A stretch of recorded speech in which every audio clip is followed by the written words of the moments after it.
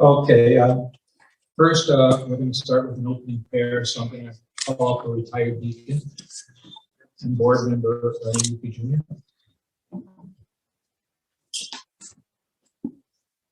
Heavenly Father, help us to do your will. Give us the strength to be courageous and not to fear to speak out. Give us the knowledge to see your vision and to work it to completion. We thank you that we live in a free country and we are safe to speak out here in this group. We pray this in Jesus' name. Amen. Amen. Amen. Now, we're going to do the Pledge of Allegiance, and the flag is over here, so. I pledge Allegiance to the flag of the United States of America and to the republic for which it stands, one nation, under God, indivisible, with liberty and justice for all that want it. Now, I'd like our area leaders and board members just to stand for a second so everybody can see who they are. You can stand up a second. If you have questions after the meeting, please see any one of us, and we can help you that way. So if you have questions after the meeting, see any one of us. So basically, the idea of dividing the state is about 150 years old. It's been blocked for most of that time by Congress, basically because the western states feel New England has too many U.S. senators, because every state gets 2 U.S. senators. So we looked into that and we found the next best thing we can do is to divide into autonomous regions.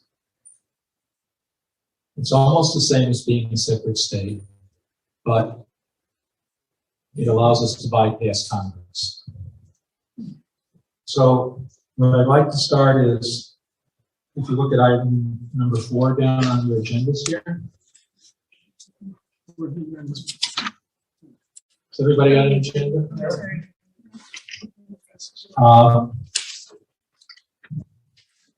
New York State has a unique constitution in many ways.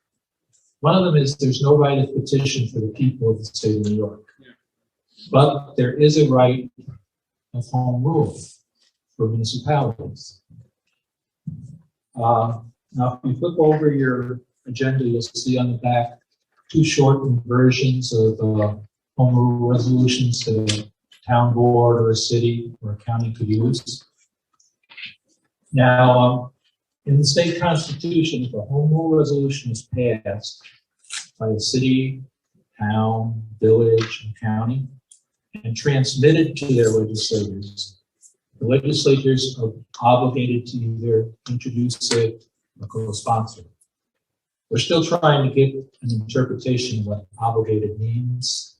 It's a lot less than required, but we haven't been able to get one that 2 lawyers even to agree on, because it's very rarely done. But what we've understood in doing the research, a lot of the resolutions that are supposedly home rule resolutions, they've forgotten the second step of transmitting the documents to their state legislators, which makes it a non-binding resolution rather than a home rule resolution. So that's the key phrase. Either the supervisor or the town clerk, village clerk, city clerk, or county clerk has to transmit it to the legislators that represent that town, city, county, or whatever. And that's how home rule resolutions work. So that's basically what we're asking everybody to try to get their town, city, or whatever to pass a home rule resolution, because it's a lot easier to start at the town and city level or village level than to start at the county level usually. At this point, I'd like to turn it over to Ira, who's going to do some opening remarks.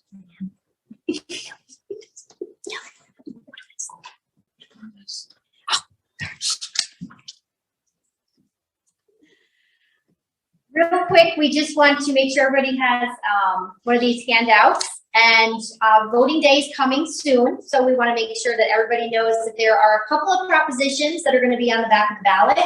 And so at this point, there is a sign here underneath by my kneecaps. But you want to make sure that you know a little bit about these propositions. And the Republican Party, or at least the Conservative Party, is recommending that we vote no on Proposition 1, 3, and 4. If you want to keep it easy and simple and you just want to vote no on all of them, that's great too. But they're recommending at least on Proposition 1, 3, and 4. And it gives a little synopsis here of what what each amendment is. So we just wanted to make sure that was the reasoning behind kind of putting this meeting together so kind of quickly. And we were hoping that we could at least talk about Election Day and making sure that your voices were heard. And I don't think many people even know about these propositions. So if there's any questions after reading through, I'm sure one of us can try and answer that. Yes. Somebody told me the propositions are on the back, so people that forget to turn it over, Right. you lose. So those of you at home might not have heard that, because there's some people watching on Zoom, that you have to actually flip the ballot over and vote on the back side. So that's something to be aware of, that if you forget to flip it over, then you won't get that opportunity to vote. Okay? But somebody should vote too. It has to either be yes or no. So if the vote is, if you forget to do it, it's not a yes. Okay, yeah, so somebody in the back specified that if you forget to vote, it's just a non-vote. You have to vote either yes or no for it to be counted. So then your vote wouldn't be counted if you forget. Yes. Okay. Yes. Does anybody have any idea, has there been any polling or anything like that, any idea of how this is gonna turn out, which way it's leaning? Which way? Well, they only announced it, according to the gentleman in the back that I was speaking to a little bit earlier. It's only been on regular national news for what, a day? Right, a day. So I don't think people have really gotten to the point of finding out that these proposals even, or propositions, I should say, even exist, and which way they're leaning is probably not at that point yet. All right. Okay, so maybe they have some more information for us. So the Conservative Party did a poll and that they were down 20 points. They were down 20 points, so Conservative people were Party, thinking they were yeah. gonna vote the yes, is that what you're saying? That's what I'm saying. Okay. Now, that doesn't mean that Yeah. that can't change. Now, they just started the campaign. They're taking out news ads, signs, they're spending a lot of money. Right, it's crunch time, we have about a week, a little over a week. 20 points. We're losing 5 points. Right, No, so, That was The no's are before losing. we started the campaign. so we wanna get this word out, take a picture, there's a lot of people that are digital now, take a screenshot and just mass send it out, post it on social media, whatever way that you can get to people so that they know, number one, that there are, propositions to vote on. Right. And then number two, if you want to keep it simple, just vote no all the way across. Otherwise, count 1, 3, and 4, at least no. And, people can do their research, do their due diligence and see which ones, if they do want to vote yes on any of those. But we're recommending at least on these 3 as a Conservative Party to vote no. Yes. Let me tell you, just for your information, since you're involved in this, I have been doing a lot of organizing for this on social media. Yep. Putting a Phil's video, the video from the Conservative Party, my own designed notice, another notice, everything.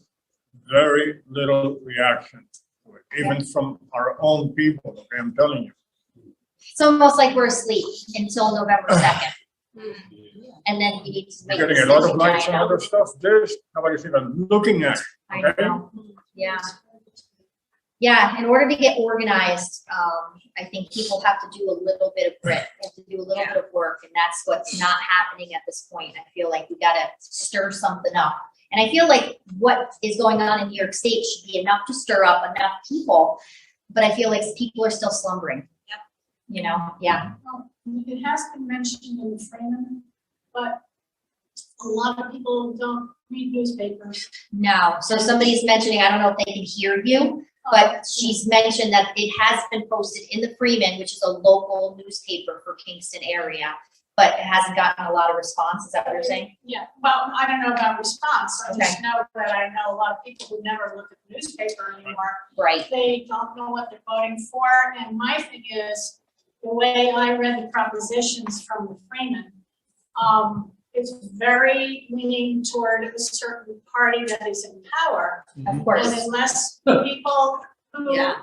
are of the other persuasion don't get out there and explain it to people Yes. who may vote, no, it's that you can go to vote. And now early voting started yesterday, so it's not November 2nd, it started yesterday. It So started it's serious yesterday. The stuff. early voting started yesterday. So time is of the essence to get the word out. If you find out where your early voting precincts are, take the signs and put them 100 feet away from the 101. 101. Yes. So, but that's what the signs are for, you can do that too. So we have these signs here, and I don't know if you guys at home can hear, but they're basically saying to take one of these signs, if you can, and be 101 feet from your local polling place. If that can help, yeah. But I think getting the word out and taking a screenshot of this and just sending it out in a text message is gonna be key for just reaching the masses, you know? And then the last minute people that have been under a rock, that haven't seen anything in the last week, maybe will see the sign as they walk up. That's our hope, right? Did you have something? I had the impression until just now that we wanted to keep this thing within our own rank, conservatives, Republicans, and so on, in order not to stir up the other side. But it seems to me that that's not the case, that we may need to go out there in front of voting places and so on with this signs and whatever. Right, And yeah. just bring up the issue, even if the left is going to see us, and maybe when they see us, they want to vote yes. But I mean, I'm not reaching my own people, I'm telling you. Yeah, I think that everybody's so busy and people need to take a little bit of responsibility on what's happening here in New York and see if we can make a change, little by little. That's where I feel that we're at, you know. Going back to the home rule resolution. Oh, that's what John, yes. John said that we have to get our legislators to transmit it. How? How do they have to transmit it that will make it legal? So we're gonna do that at the end. Okay. We're gonna show on the website and give you like key steps to Okay. do when you leave here. That's gonna be the last thing you hear from us, is what you can do to help. Okay, Yeah, so if you hold tight, I will. in like a half hour, we're gonna give you that answer. Jack, did you have a question? Yeah, I did, or a statement. Okay, This sign here, Yeah. I was unaware, going to a polling place, and I saw that sign. Vote no, should the Democrat or a conservative vote no? we don't care, just vote no. There's a little website there you can go to, votenonewyork.com. I noticed all political campaign signs are not saying, I'm a That's right. Democrat or Right. I'm a Yeah. Republican. Yeah. And that's the same thing to me. That's the same thing to me. Yes, I and you'll understand what you're notice, yeah, I understand what you're saying. Yeah, it doesn't matter, I think at this point, we want everybody to vote no on Okay. these three, so it Right. doesn't matter which side of the aisle you're on, we just want you to vote no. And if you wanna look that up to find out, and some people will, I think, they're gonna be like, well, what is it? And maybe go to that website and do a little deep dig, you know, to find out, what am I voting no for? So, we've given you a little bit on the three that we definitely feel are no. And then there's two other ones, at the website that I don't have here in front of me, but to keep it simple, just vote no on all five if you want, just to keep it so that you don't remember numbers. You are advertising on Fox. I mean, every time I'm on Fox, the Conservative Party has ads, very effective ads on Fox. Yeah. So people who watch Fox in New York State, I mean, know what's going on. The Right. ads are there frequently. And some people might just be quiet because they just don't want to be political with other people, so they're gonna take it and take care of that at the voting poll area. And they might be aware, you know, but I didn't hear anything at all about these propositions. So that's why we wanted to have this meeting, so at least we can send you all out on a journey to tell the next group and pass the baton. That was our hopes to get this meeting together before the election day. So John's going to continue with the slideshow, and you have a thicker packet that has a handout. Yes. Yeah, this question, this request for John. Can you tell us a little bit about, I feel like, I got this email. I have no idea who you are, what your background is, who's funding you. Tell us about yourselves, please. Okay, I'm the chairman of Divide New York Caucus, for a political committee. I'm the chairman of Divide New York Caucus, for a political committee. We are grassroots funded, which means we usually don't have a lot of money. And we have been at this since about 2015. We're an incorporated political committee. We have a 7-member board, and we have lots of area leaders and like. And that's where we're coming from on that. Our proposal is to split us into 3 autonomous regions. Basically, originally we were 2, but due to feedback we've gotten, it is now 3 autonomous regions. There's a bill in the Senate and the Assembly that will answer that question and details how it does. The bill is about 23 pages long, the amendment. And the reason for that is because of what happened in Staten Island back in the 90s. How many people here are familiar with that? Nobody? Okay. Back in the 90s, Staten Island voted to leave New York City, and they got 60% of the vote. And a bill was submitted to ratify the vote in the state legislature. It's still in committee. So what we did in this amendment is it requires no implementing legislation. It outlines exactly how it works. If it's passed by the voters, it takes effect automatically. We can't wait for implementing legislation because we figured we may never get any. But that's what it is. If you look at your handout here, the handout is the abbreviated version of the slides, and up there we have the regular version of the slides. So could we go to slide 1? Now, once upon a time, New York State had a lot more industry than it currently does. But because of overregulation and high taxes, good jobs have been slowly moving out of upstate. And also unfunded mandates cause a great problem in our local governments. In most, the entire county property tax goes to unfunded mandates. And in some of them, a couple percentages of their 4% sales tax goes to unfunded mandates. So most counties are operating right now on the 2% of their 4% sales tax, because everything else goes to unfunded mandates. The biggest one is Medicare, but there is a long laundry list of them. One of the problems we've discovered is there's no easy way of finding out the full list. And we've been trying since 2015. Medicare?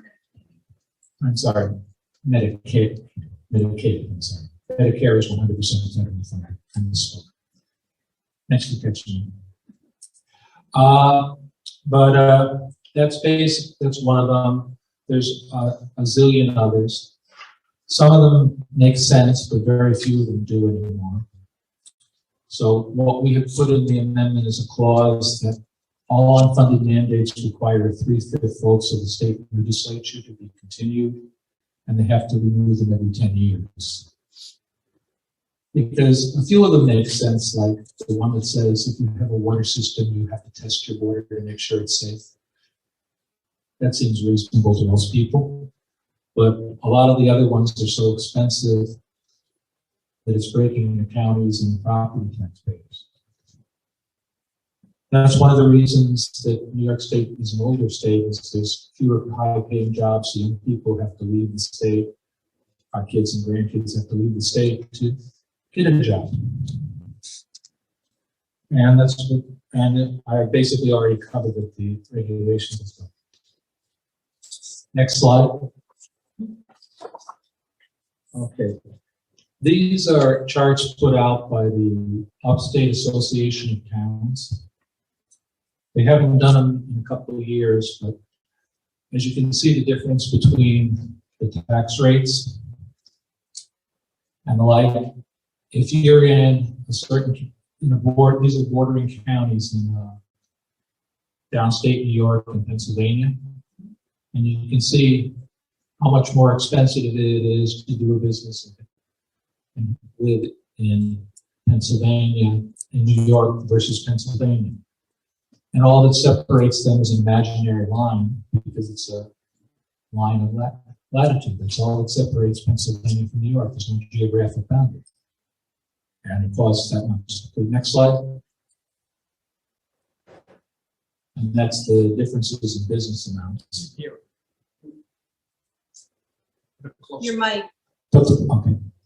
That's the difference in business amounts, as you can see. So the average business, if it was on the PA side of the line, would save $147,000 a year. These are small businesses, obviously. If you want more information about it in the bottom corner, you can just go to the Upstate Associations of Towns website, which is listed there. Unfortunately, they haven't updated it since 2014, but we understand the difference has gotten bigger. But they haven't done another study since then.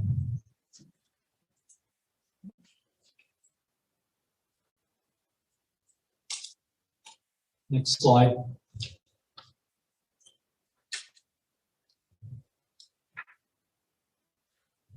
Now, our plan calls for a more Republican form of government, small r. Basically, it means more representative of each area of the state. The reason we've done this is to bypass Congress with autonomous regions. So we'll have 3 regions. We partition into the New Amsterdam region, which will be upstate, the New York region, which is downstate, and the Montauk region, which is the New York City suburbs.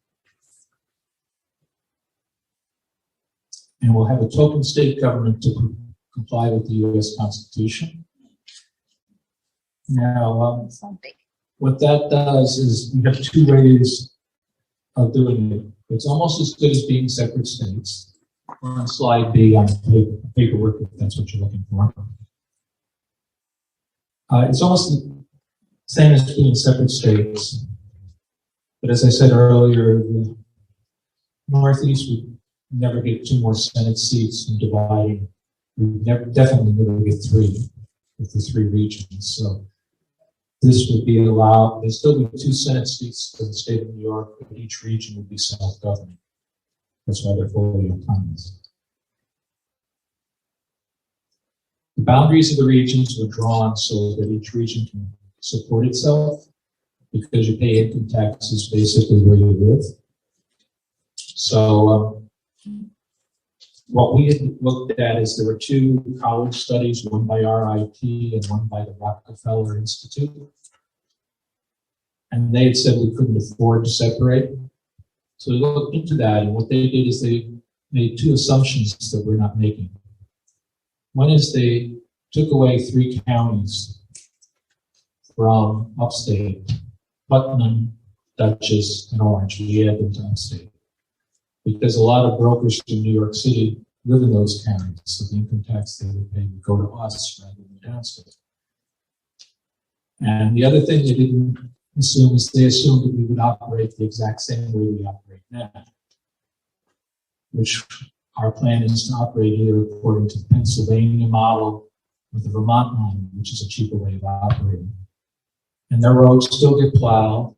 Their employees get paid the same salaries basically that New York employees get paid, but they don't have a lot of the unfunded mandates and cost transfers from the state down to the local government that causes most of our problems. Now, the token state government would have about the same powers as the Queen of England. So whoever the governor is of the state would have almost no power. The U.S. Constitution requires that we have an administrator, and we can call him the governor. actually can call anything wrong. No state calls anything recoverable. But that, by that token, they don't have to have any power. The powers of governors in each state varies quite a lot. So us reducing the power of the governor to almost nothing would still be in compliance with the U.S. state constitution.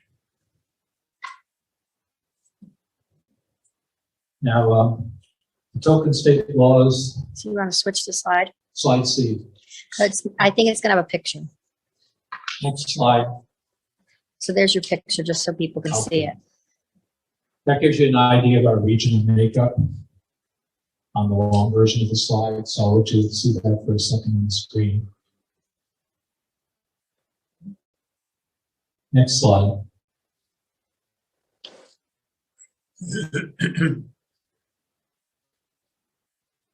Okay. That one is a little ahead of us on the handout slide, so I will just put it this way. We transfer laws and delete them from the state code, all the laws except the list that's on slide C in your handout. And those laws constitute 3/4 of the laws in New York State, like the SAFE Act and the like. All the rest remain at the state level, which is very few. I always get a kick out of the one because on a lot of printouts and stuff, they call it the Native American laws to handle Indian reservations. But New York State has never gotten around to updating its state code, so it's still labeled the Indian laws, even though that's not considered politically incorrect. Which I found kind of funny. But the cost of changing the title of the law series is quite prohibitive, so that's probably why they haven't done it. We're talking millions. Now, regional senators will be elected in each region, and they'll also serve as New York State senators. Regional assembly persons will be elected in each region and will also serve in the state legislature. And it gives a little bit of how that would work here with the dates they would meet so they don't conflict and the like. The state legislature would only meet for 6 weeks a year. And basically, that's all they would need because they don't have to do much anything. All the power has been transferred to the regions. So you want to go, I think the next one is what you just covered, so we're Next getting there. slide, please. Okay. It's divided between slides C and D, the token state government. Yeah. That's the list of all the laws that are transferred there. As you can see, we went politically correct and said Native American, it's technically the other. And we're leaving retirement and Social Security at the state level, so that means state pensions stay there unchanged. The State Administrative Procedure Act only follows the state, so that stays there. State finance for state only, civil service for state employees only. And 3 courts will remain at the state level: Court of Appeals, the State Court of Claims, and the State Judicial Council. The next slide.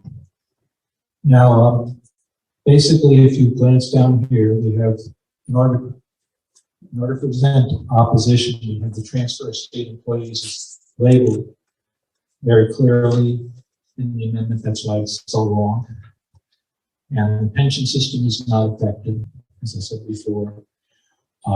If a student goes from New York City goes to an upstate college, that region will still have to pay for part of the tuition, just as they do now, and vice versa.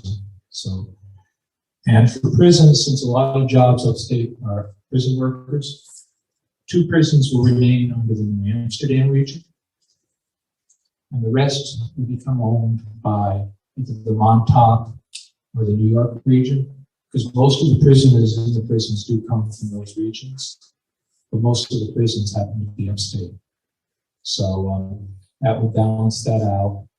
The employees will either work for one of the 3 regions regardless, and they have a year and a half to transfer prisoners to the appropriate prison for where they committed their crimes. Now, most of the powers of the New York Court of Appeals are transferred to the newly created Regional Superior Courts, which has the final say on its rulings of regional laws. Felonies can only be enacted under regional law, and the judicial departments are going to be realigned so they don't cross regional boundaries.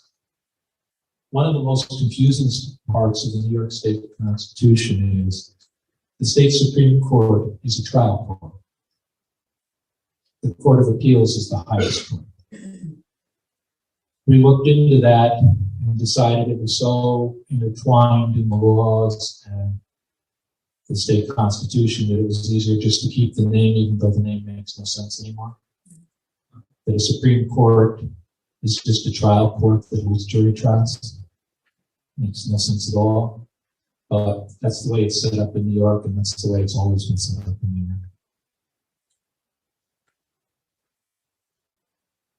Now, I'm sure a lot of people here get upset about school taxes occasionally. To the next slide. Next slide. Next slide. I think you just talked about that. We got to Right. keep up with the slides. Okay.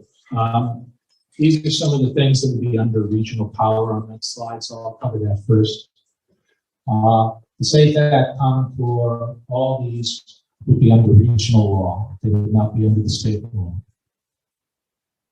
So they would be controlled by the regional legislature, not the state legislature. Next slide.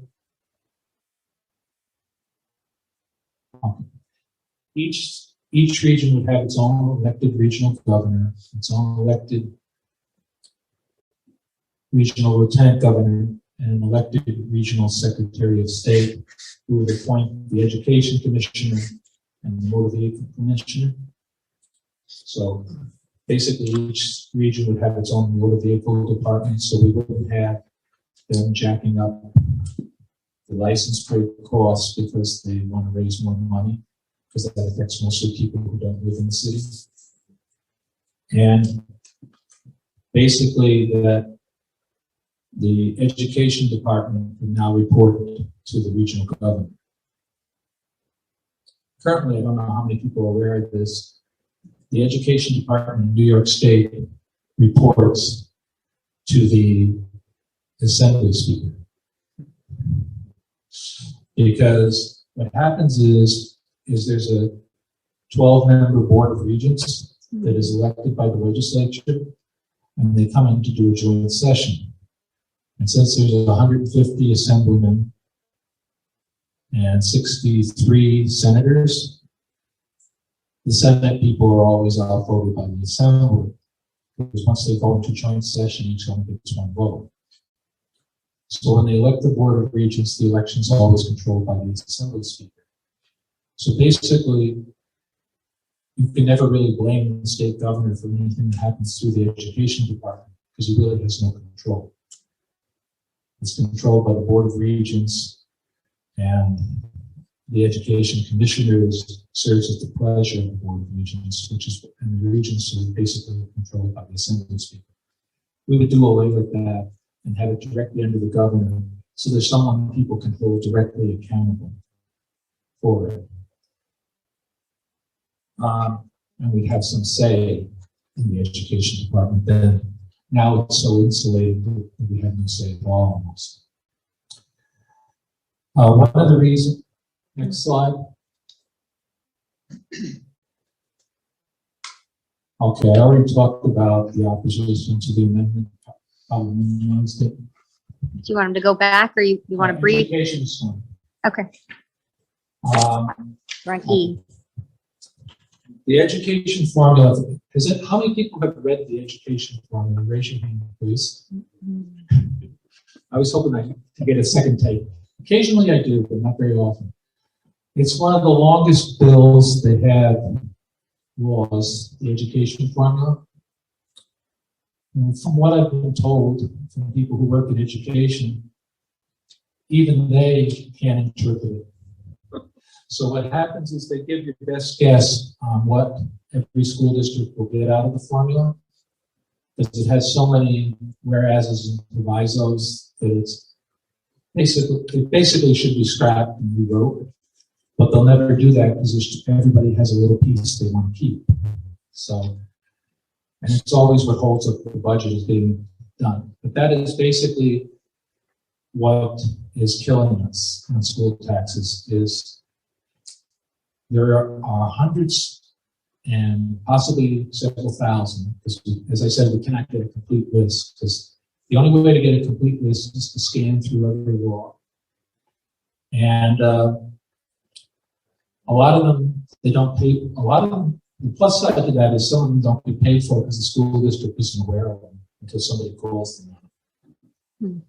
But they have thousands of mandates, and each one doesn't add very much to your school budget. They usually add maybe a couple of bucks to your assessment, nothing really major. The catch when you add them all together, you get the result we're getting.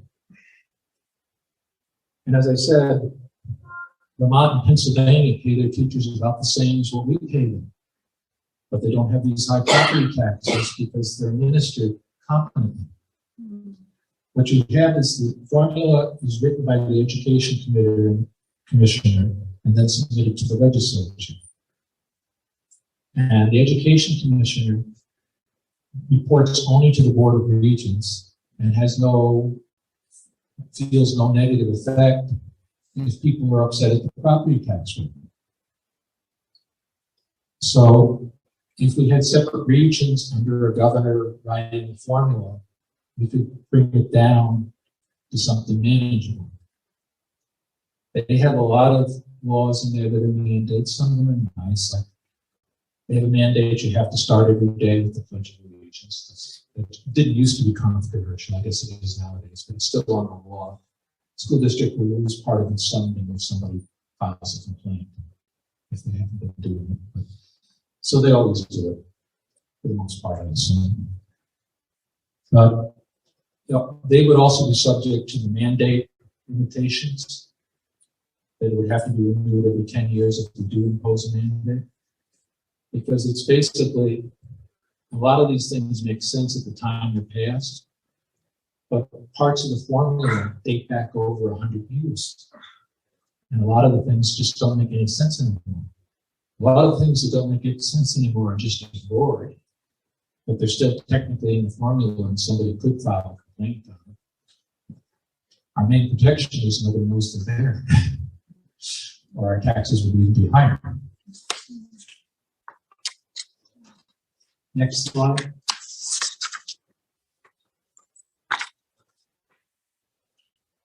Okay, this is equivalent to slide F in your handouts.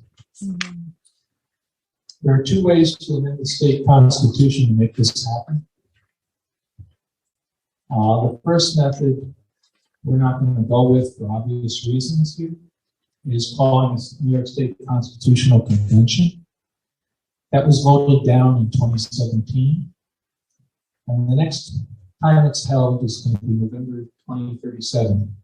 And I'll probably be too old to care. But it basically would have allowed an amendment to be proposed by the convention delegates and then go directly to the voters. One of the reasons it always gets voted down is the legislature also can call a convention. They've only done that once in 50 years, and that was back in the 1970s. And what they did is they called it off year. But they called it on year, and then they called it, had the election of delegates off year. And the reason they did that is, if it's called by the voters, it's illegal to run for two offices at the same time on the ballot in New York State. So by calling it off year, so the election of delegates was an odd numbered year, members of the legislature could run for delegate and get double pay. So whenever it comes up for revote, everybody's reminded of that one, not being reminded of the fact that the voters called it the election of delegates is in an even numbered year, and members of the legislature can't run because of two offices on the same day on November 2nd.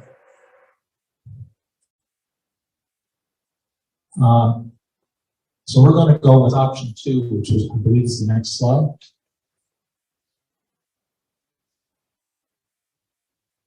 Nope, go back. I guess we don't have option 2 on this upper slides. That must have been dropped out for some reason. What's after the next slide? Next slide is on home rule resolutions. The New York legislature has to pass the amendment twice by a simple majority, with an election of legislators in between. So if they were to pass this amendment in 2022, they would have to pass it in 2023 as well, and then it would go to the voters in November 2023.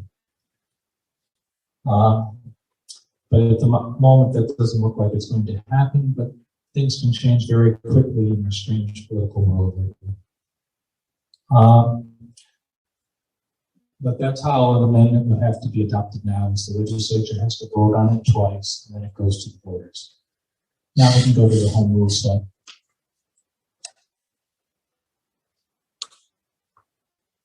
Okay, this is also slide G in your handout. And it's also on the back of your agenda.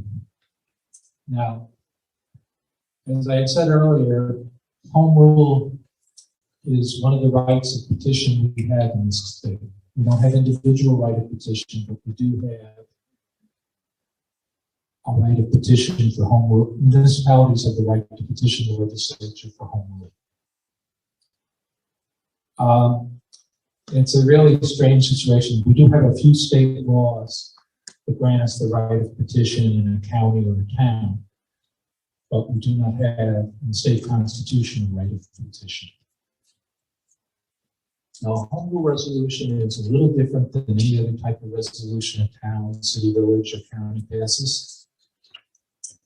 They have, once they pass the resolution, they have to transmit it either by the supervisor or clerk to the legislators. Transmit is a very vague term. At the time the Constitution amended, transmit usually meant by certified mail. But I've been told by several attorneys that transmit can also mean now an email to all legislators at their official email address, because technically you are transmitting it. And the word now has a slightly different meaning than it did when the Constitution was written in the 1880s. We don't have the original New York State Constitution. The version we have is written in the 1880s. One of the problems you'll find in the New York John, State. can you repeat that? Because they were just, Okay. can you repeat that about the Constitution that we're not using? What did you say? We're not using the original Constitution for New York State that was written by the founding fathers. The version we're using was written in 1880. So it repealed the previous versions.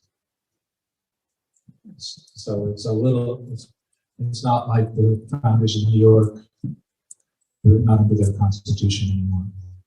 Plus, we use the cumulative amendment Constitution version, which is different than the federal government. You know how we have at the federal level, we have a First Amendment, a Second Amendment, a Third Amendment, whatever. In New York State, when the Constitution is amended, the text of the original Constitution is actually changed by the amendment, and no record of the amendment is kept. So unless you go to historical records and look what the old version was and the old amendment was and see it, and once it's changed after a certain amount of time, it's not challengeable if it was changed incorrectly. But I'm not sure what that time limit is. So in any event, they could transmit it. The old-fashioned way would be certified mail. They could probably legally make it legally obligated by transmitting it by email, as long as it's a clerk or supervisor doing the transmission. Because otherwise it's just a non-binding resolution, which doesn't mean anything. In our research, we discovered something very interesting about home rule resolutions. We can't find a binding home rule resolution that's been passed in the last 70 years. Because we were looking at all the safe acting resolutions that were passed as home rule resolutions back when the law was first passed. We couldn't find a record of a single one of them being transmitted. Could be in this one, but we couldn't. find any record of them ever being transmitted, so therefore they were just non-binding resolutions, they were not home rule resolutions. So what little power the municipalities had, they just gave away by not transmitting it. It's a strange situation to be in. But if you can see, it can be as short as this. We have a longer version that it was also passed out. What usually happens with these resolutions is the town, city, village attorney rewrites it in his style, which doesn't matter. As long as it says it has the word home rule in it and it gets transmitted and it has the bill numbers in it.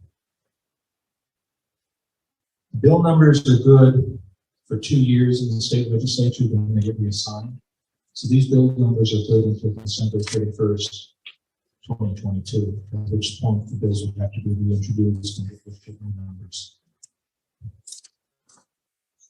So if the resolution is passed this year, they can use these bill numbers and transmit it. Or if it's passed in 2022, they can use these bill numbers and transmit it. Now that brings me, next slide.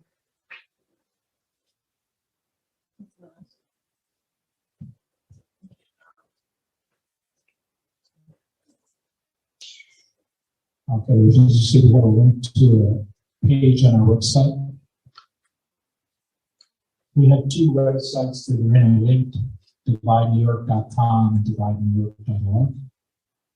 One is on the dividenewyork.com page. You'll go to the next slide. Next slide. And this is why we're trying to do this. Because it seems like our children and grandchildren are going to be forced to leave with no jobs. Centralized management would be controlled totally by Downstate. And it would be impossible for most small businesses to continue to operate. So you will have trouble finding a restaurant or anything after a while if the property tax come up. And the question is, can we afford to stay in our homes under the property taxes if they keep going up? Because one of the reasons there is some funding mandates is the state legislature doesn't want to take responsibility for raising taxes. So what it does is it shifts the cost to a municipality and has them have to raise taxes under state law. And it's when it's only a few things, it's not a big deal, but I think everybody here knows it's no longer a few things. And it's no longer cheap things either. Next slide. Okay, that is the sponsor in the assembly of our bill, Cindy and Dave Pietro.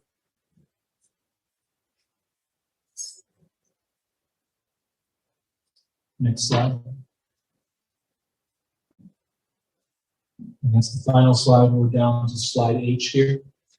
I'd like to open it up to questions on how things would work. We're going to do the website just so people will know, and then we'll do the questions if that's okay. Okay. So Suzette's going to do the website and kind of walk it through, Okay. give you a little. I'll turn it over to Suzette for the website discussion. Thanks, John. So I actually did this last night, went on because I wanted to be able to walk people through this. It was really easy, took me maybe 10 minutes to go on the website. So X, can you just go to, so you're just gonna go on to dividenewyork.org. On the left-hand side, there's a column on the left-hand side, and you're gonna pick Get Involved.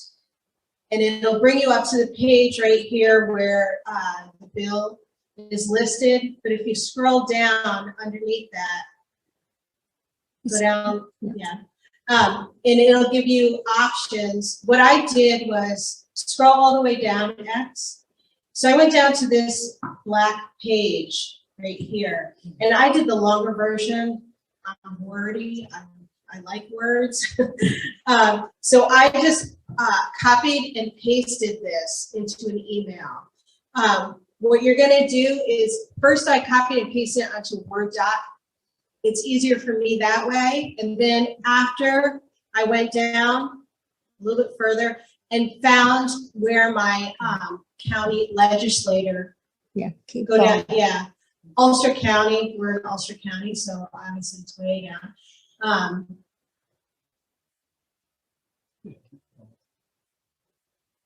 Yeah, and then just click on Ulster County, there you go. And they're gonna ask you to put your address in. Well, this one, is this Hinchy?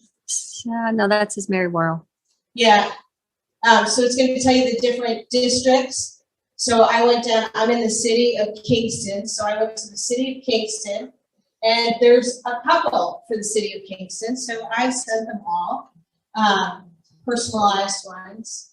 So there's 3 different ones for the city of Kingston, but you guys go by your own address, where you guys live.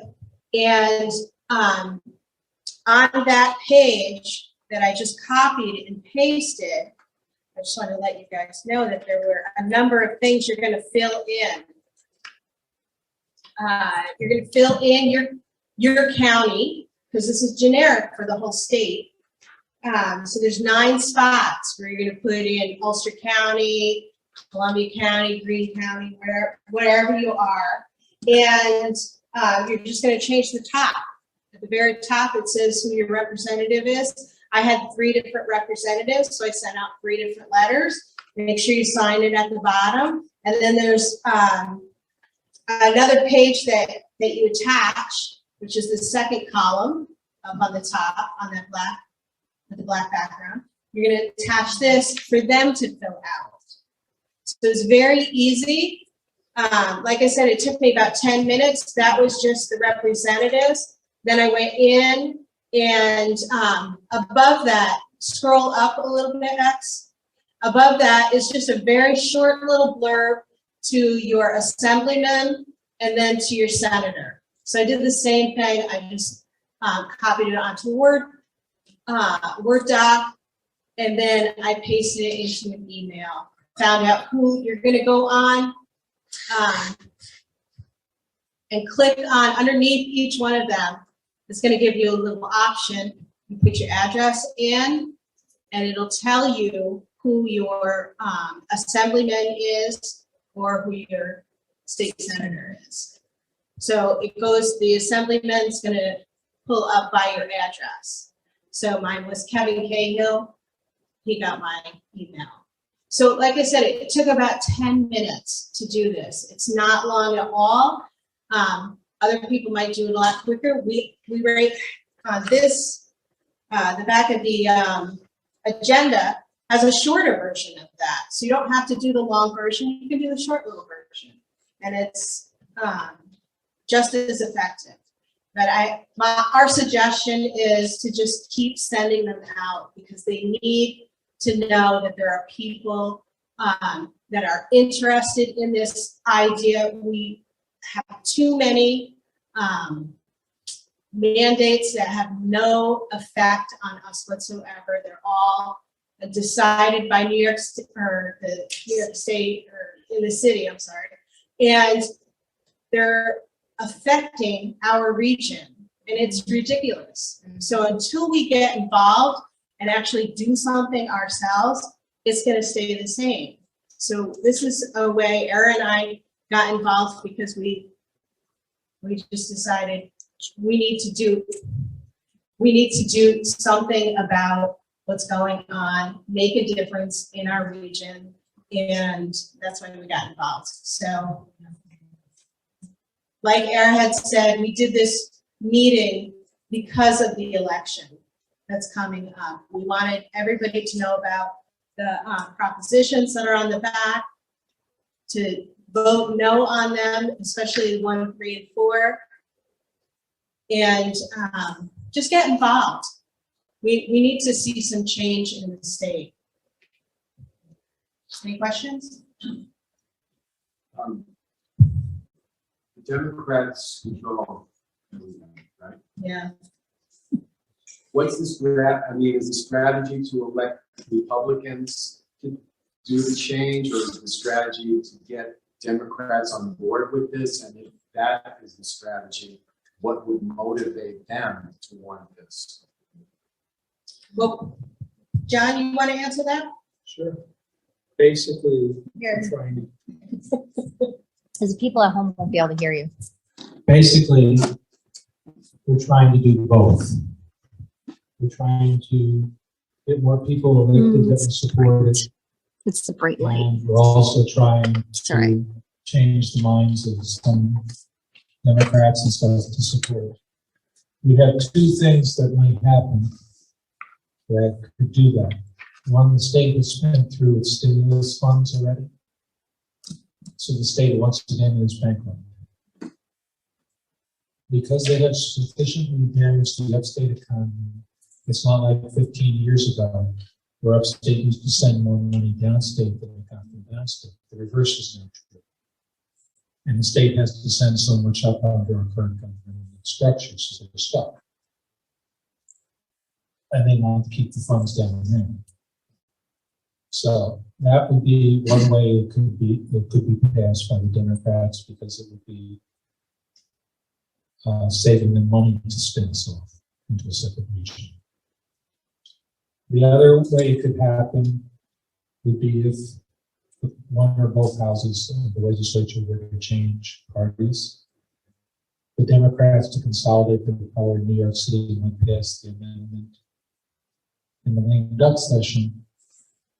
And then doing that, they know full well there'd be enough pressure that in the new session you would have to pass a second time. Once the amendment has been passed, it would become so publicized and so big that there wouldn't be a problem. That's the two ways it could happen in the short term. So Both of them are hard. Especially since they don't want to give up even if they would save them money, there's such control freaks that they would want to give. I don't think they would want to give up their power. That's where we have to flip Even if some it costs seats. them more, I would say, Yeah. right? Yeah, we have to flip seats. We got to get people motivated to, yeah. And I know Steph wants to talk. So we have somebody online that she's going to introduce herself. She's one of the board. Yeah, let me mute.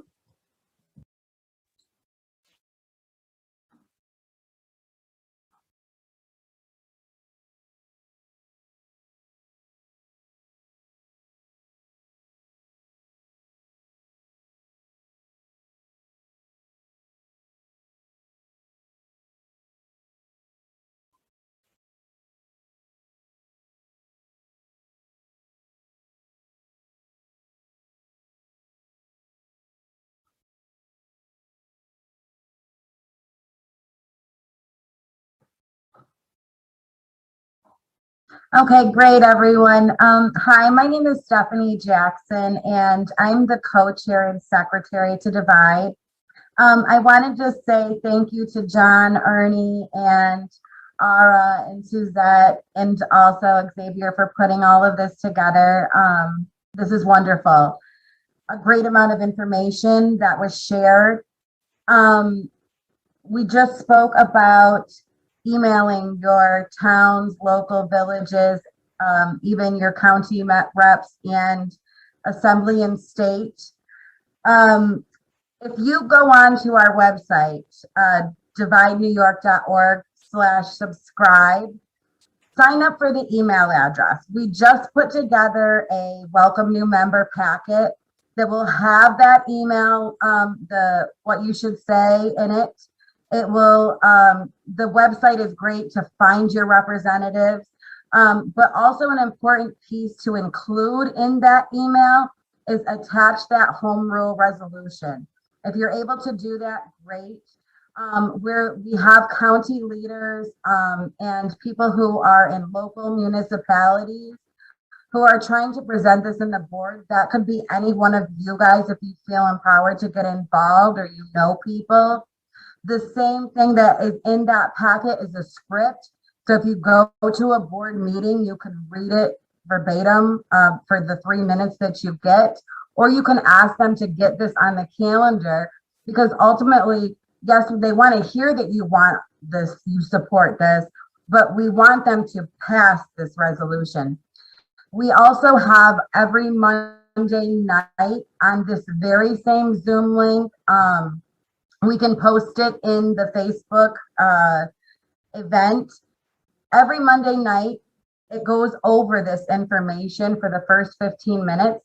And then everywhere, we connect people, new people coming on board with their county and regional leaders, so that you can work together and devise a plan to really push this forward. Because in 2021, we covered the state regionally. This is one of our last ones, and we have Long Island, but we've done it in Central New York, Western New York, the Adirondacks, the Capital District, the Southern Tier, now Downstate, and then Long Island. So our goal in 2022 will be to hold county meetings so that we can really get down to the details and get this thing done. Also, in that email packet, it really, that you'll get every time that you subscribe, it will give you everything that you need, no matter what you can do. If you can just send an email, if you can go to a board meeting, if you can get information, whatever you can do, you can pick and choose, and it's a really great way to get involved. And you can also reach out to me with any questions that you guys might have at jacksonforthepeople@gmail.com, and I'm happy to talk to anybody. And I'm always available every Monday night at 8 o'clock on that Zoom, which is a really great tool for us to network. And I'm good. If anybody has any questions.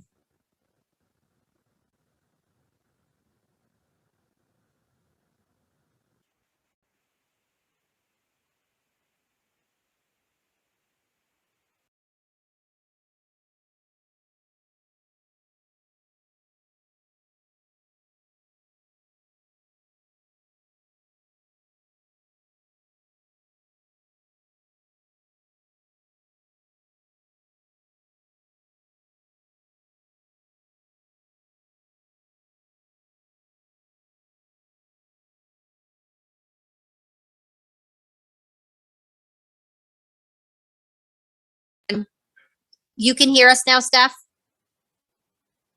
Okay. So let me hand the mic over, and then hopefully you'll be able to hear her. You can hear me? That's okay. We're going to see in 1 minute, and we're going to switch it back. Okay. If I remember them all. Okay, has this been tried in any other state? Secondly, how would you rebuild the New Amsterdam area economically? And third, with such a strong presence of Democratic and left-leaning people who have become very strong in our state, what's to have that situation prevent moving forward and improving at least part of New York State as we know it under this plan? Okay, hold 1 second, Steph, and then we're going to switch you over. Hold on. I'll give you the thumbs up.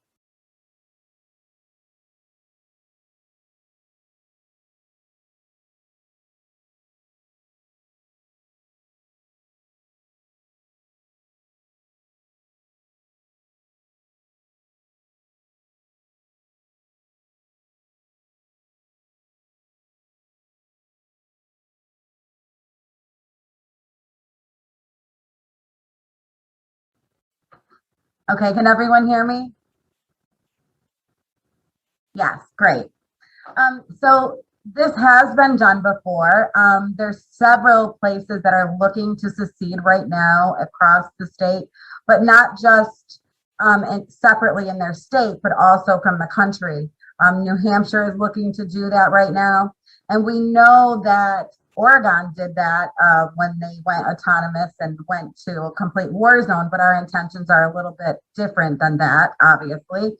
So yeah, it's been done before, it can be done, and that's what we're working towards in New York. As far as economic of upstate New York, well, one of the biggest burdens that we have in New York State and upstate New York is taxes. The unnecessary regulations that literally drive people out of business. And we look to reverse some of those things. I know John probably mentioned about lowering taxes right off the bat, but we would cut these regulations so that we would be able to prosper, in addition to making it a fruitful way of life for farming and manufacturing instead of driving those things away. One of the things I often hear is that we couldn't support ourselves without New York City, but that's actually unnecessary or untrue. We have Niagara Power, which we can supply our own power. We have our own water. We can do fracking. There's so many things that is unique to upstate where we would totally be able to be self-sufficient. And that's under the assumption that we would run the government the same way as it currently is. We absolutely would not. We would make changes right out the bat. And this is a unique opportunity to go ahead and look at all of those unconstitutional laws to rid those as we had something new. As far as the Democrat question and having so much control in our cities, I would think that if we were able to accomplish this, that it wouldn't probably be the most place comfortable for a liberal to be when we're looking to go back to a more conservative way of life. Just in as much as it's not comfortable for conservatives right here in New York right now. However, New York as a whole will still be able to be diverse. Much more people would gravitate for that Democrat way of life towards the city, and vice versa. More conservative way of life could be reflected upon in New York, and another vast different way of life can be represented in Long Island. So there's three very diverse areas that have different needs and the ways that they'd be able to function for themselves. But when our new governor of our region is there, we would essentially have that power for our region to represent us. So those cities wouldn't hold as much power. I hope that answers your questions.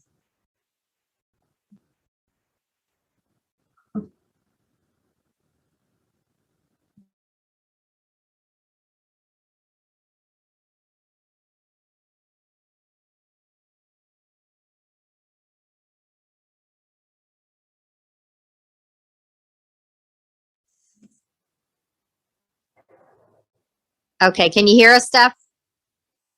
She can hear us. Do you have details developed as to the mechanism for selecting the regional directors, did you call them? The regional governors and other local representatives? Okay.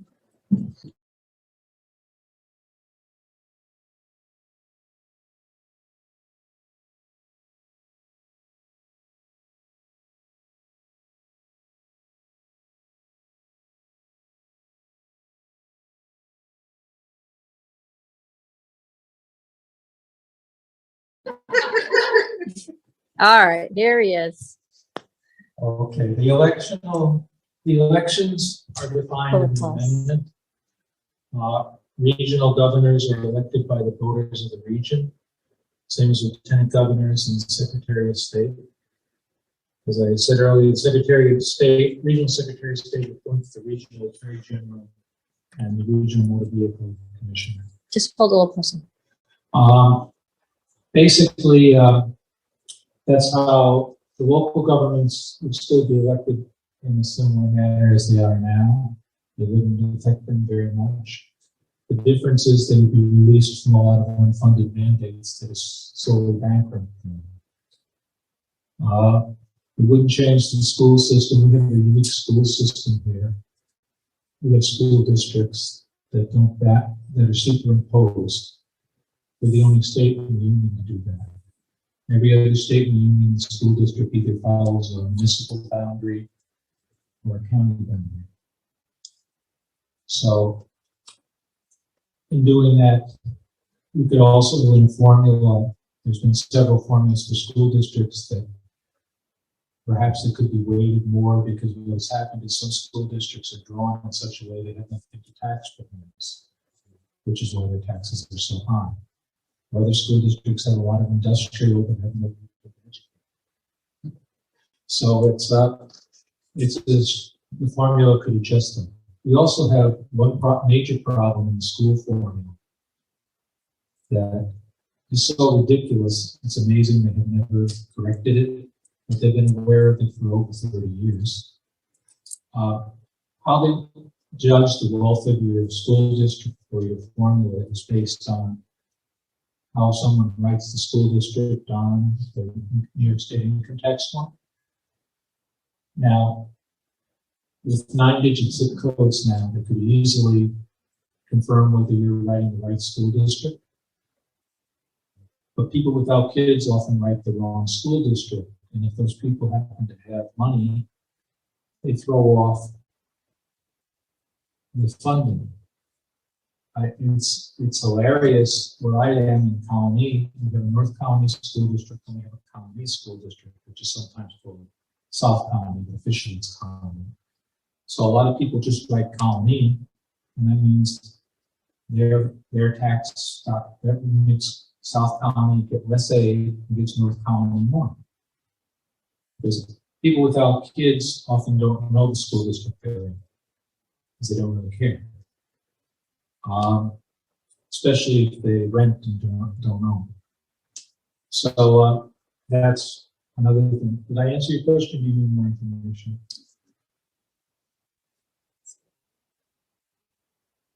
Yes.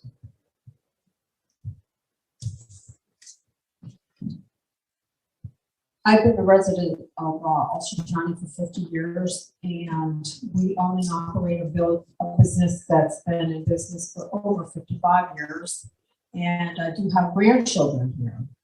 So I have an invested interest in this state, and I know for a fact the past 10 years, things have been going rapidly downhill, and I don't want to be the bearer of bad news. But, and I would love what we're doing here to really succeed. Do not get me wrong. However, if it doesn't go the way we want it to go, what I would like to bring to our attention is this. Hochul, the new governor, we did not vote her in. So how do we get rid of her? She's up for election in 2022. In November, I think it would be 3rd by then. We have the luxury of waiting that long. We don't have another option. She's a lieutenant governor. She was elected for a 4-year term. The governor leaves, she assumes the governorship. Under Court of Appeals ruling, the lieutenant, when a lieutenant governor becomes governor, they may appoint a new lieutenant governor without even a Senate confirmation. The Court of Appeals ruled that because of when Patterson was governor, it succeeded, I can't remember who he succeeded now. Spitzer. The Senate was supposed to elect the president pro tem to become lieutenant governor. And because of a policy dispute, 6 months later, they still had not elected the president pro tem, which meant he had no legal successor. So he tried appointing one, and the Court of Appeals said, yeah, why not? There's no law on what says that it works that way, but it was a Court of Appeals ruling, which is the highest court. I don't know if we can wait long enough. We don't really have many other options on this. If we can get more people to push it, it would happen. It's a question. If we get people to call their local governments and push it, they will pass resolutions. If we do not get people to push it, it will not happen. That's basically it. It's hard to get people to do anything, and it's harder still in this area. Because in this area, there's almost been a news blackout on this. I don't know why, but it has been. Most of you may never have heard of us. We've been around since 2015, correct? Right. Well, if you go out in Buffalo area, everybody's heard of us because we've gotten a lot of press coverage out there. We've gotten a lot of press coverage in Rochester. A lot of Watertown's heard of us. But for some reason, if you're in the Champaign Valley or the Hudson Valley, we get almost no news coverage. The only article we got was about 3 years ago when I was called Don Quixote. So, by the Times Union, they only did that because Politico had scooped them on the story, and we didn't want to look at complete idiots. But that's basically it. We get almost no coverage on Long Island or anywhere on the Hudson Valley or the Champlain Valley. Once you go into central New York, you've been heard of because we get coverage. As to why that is, I have a few guesses, but I'm not going to list them here. All right, We get too far off topic. Next question. Steph wants to answer something, so let me switch it back and let me mute.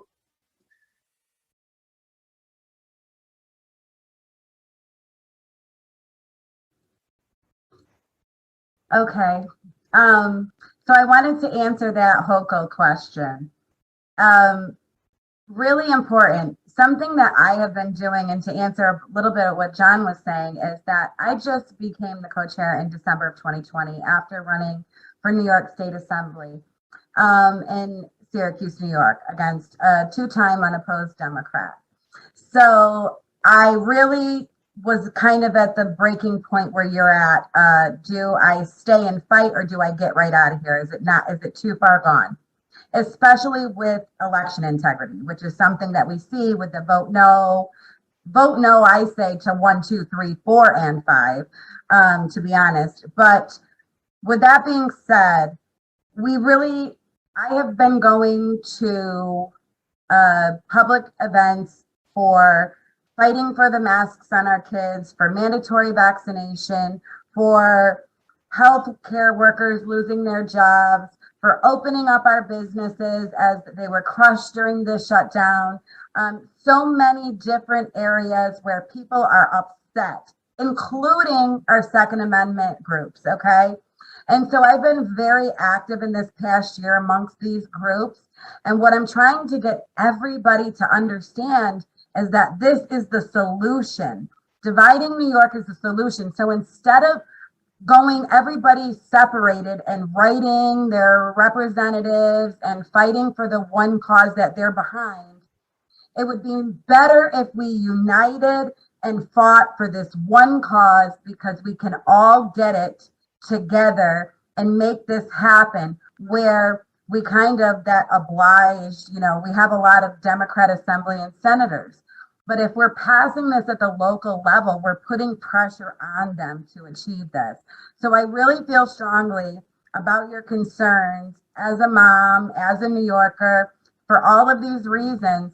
And I've really been saturating those groups. So whether you're in a library group, a Second Amendment group, a mom's rights group, whatever it is that you're just doing because you're a part of that, let them know about this. Share a pamphlet. You can print them off from our website.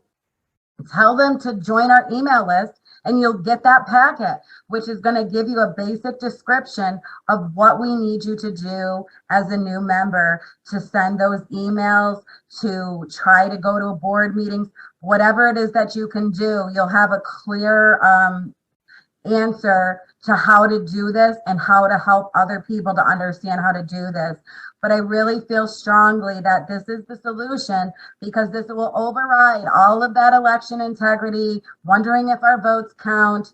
Is it all rigged? What do we do from here? The only thing I feel that we can do left here is to divide New York.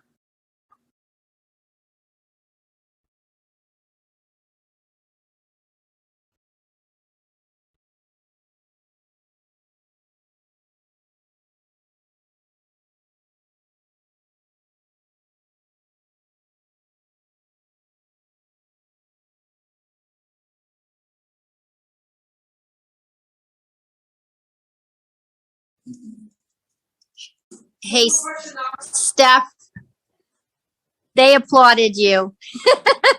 Did you want to talk about the sheriffs and the counties a little bit, just so people, okay, and then we'll get to a question. Yeah, so you'll talk about the sheriffs and then, okay, and then we're gonna do another question, okay? Okay, so can everyone? Oh, 1 minute.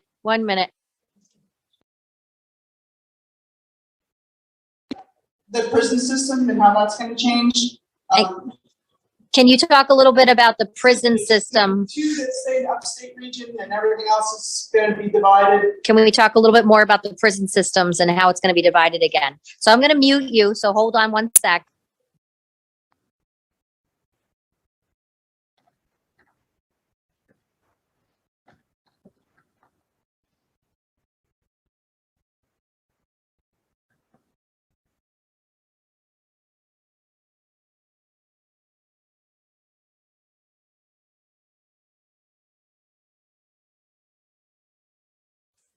Okay, you're going to talk about the sheriff first, and then John will take the prison question.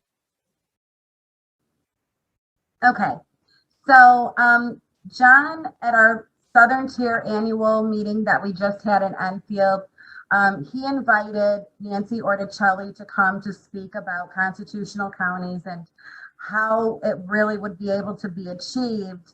You know, just declaring a constitutional county within the legislature means zero if the sheriffs are not upholding that. So it has to have some level of teeth. And, you know, we can't really separate our cause, but because of the great work that I've done with some other organizations, CNY Informed, which is now New York Informed because they grew so much during the past year, they have written every single school board in the state of New York. They're following a certain pattern to get up to having a constitutional county. So after John had Nancy come in and speak about the New York State Constitutional Coalition working with the sheriffs to achieve this, I connected Nicole and her organized groups because she has groups across the whole county as well as the New York State Constitution. They are now working together to get the sheriffs on board with passing this. So if we can focus on the divide aspect simultaneously, this has a real opportunity to get some things done. Oswego County just declared that they will not uphold the COVID mandates any longer. Lewis County and also Jefferson just did the same. Sheriff Don Hilton, who got in a little trouble for flying his Trump flag during the flotilla, he is very constitutional. Sheriff, why am I drawing a blank on his name right now? We just had a Meet the Governors event in Syracuse, New York last night. And Sheriff Carpinelli is a fan of Sheriff Mack. And so we want to work closely with these sheriffs to say, declare it now. So that way it's in place so that we'll have the backing of the legislatures, the sheriffs, and we can go full. And this is the same way that you would do. I just was asked to just briefly describe a constitutional county. That means that you swear to uphold, your legislators swear to uphold the Constitution. That's a great declaration at the legislative level. But again, it has to have the support of the sheriff. The sheriff has more power than the President of the United States to say, no, we are not going to do this mandate. We will not do this. So the real teeth, the real power is in our sheriffs. So working side by side and really pairing up Nancy and Nicole was, I'm so happy that this occurred because she's already got the foundings laid out for the legislator. Nicole does. Nancy has it all laid out for the sheriffs. So side by side, they can simultaneously work together to achieve that part. We're now organizing on the divide side to come along and say, we've done this, now let's get it done. Let's declare ourselves free from this officially and have upstate be represented by upstate, New York City to represent New York State, and Long Island to represent Long Island, because we're still New York. We're not sending, like the Democrats declared, for all conservatives to go. People can still live in the state of New York, but we'll live separately regionally. And the way that, like I said, they're two separate causes, they're two separate things. A constitutional county just means that your legislators have declared that they will not pass any unconstitutional mandates or laws. great. We can applaud them, but it does have to be upheld by the sheriff. So the sheriffs have got to declare the constitutional counties in order for it to really have teeth. If that gets put in place, that gives us even more of a green light to go forward with this and getting it done.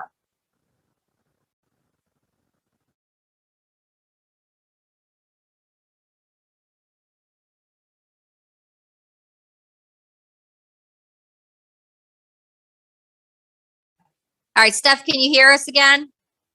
Okay, so now John, I think, is going to take the question on the prisons, except for he's talking to somebody in the back, so hold tight. Oh, see, he's talking to Christine. Okay. Okay. Oh, you got to turn it on, John. It's not on. I can't hear you. It is? Hello? Oh, Okay. there we go. Basically, how it works with prisons is, You want to go first? No.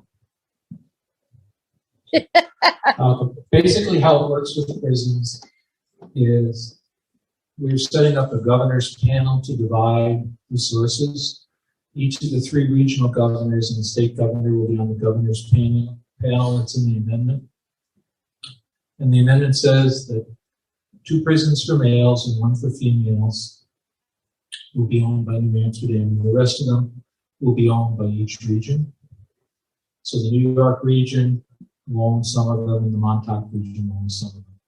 And whichever prison you're assigned to will be the one that employs you.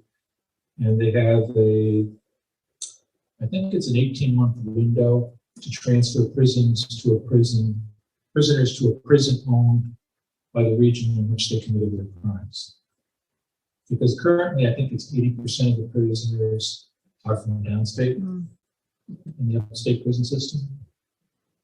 It would not affect the one on the Canadian border that is a New York City County prison that is up on the Canadian border because they decided Rikers was too crowded, so they built a prison on the Canadian border that is actually owned by the city of New York. Wow. I think that's still there. I'm not sure. They have thrown a flux in it because with a couple of new laws they've passed that are just starting to take effect. Most of the prisoners will be released within 10 years. Or at least when they turn, if they're over 55 and they've served 10 years, they're automatically eligible for parole no matter what they've done. Wow. So they don't have to release them, but they're automatically eligible. They have to go before the parole board, even if they were sentenced to life without parole. So that's basically where we stand on prisons at the moment. Any other questions? Anybody have any questions? Good? Okay. Well, we're just trying to get everybody to go to the website. I think that's important, and get involved. Click on get involved. And yeah, thanks for coming out. And go out and tell others. Steph says thank you. And as I said, Mark's in the back there. We have these 2 nice